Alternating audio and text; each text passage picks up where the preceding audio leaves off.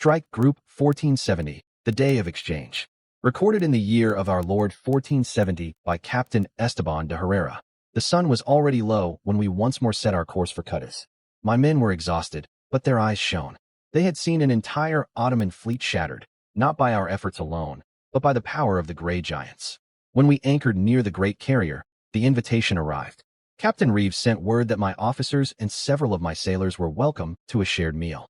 I accepted, not least because my men, after the battle, longed to see for themselves the people with whom we had fought side by side. We boarded one of their boats, carried across with a thunderous roar, without sails.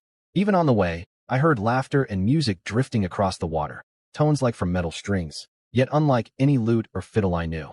On the wide deck of the carrier they had set long tables. Rows of men and women in uniform were already seated. As we entered, many rose and clapped their hands. My sailors glanced at each other in embarrassment. None of us was accustomed to being welcomed so openly by strangers. The meal began.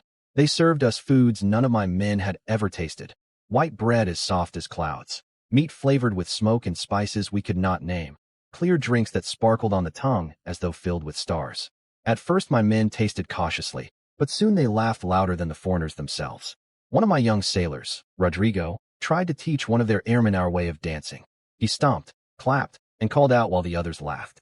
In return, a young woman in a blue vest showed him a dance so fast that Rodrigo's feet tangled until he fell, sending the deck into uproarious laughter. Of course, there were also misunderstandings.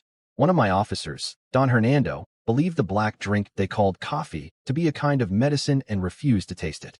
Another was puzzled as to why women in officers' clothing sat at the table. Captain Reeves explained with a serious face that in his fleet, service depended on skill, not on birth or gender. I held my tongue, but inside I pondered those words for a long time.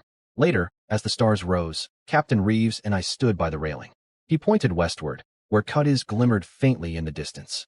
Your men and mine fought shoulder to shoulder today, he said. Perhaps that is the only thing that matters, that we see one another as human. I nodded. Behind us, music, laughter, and voices still rang out.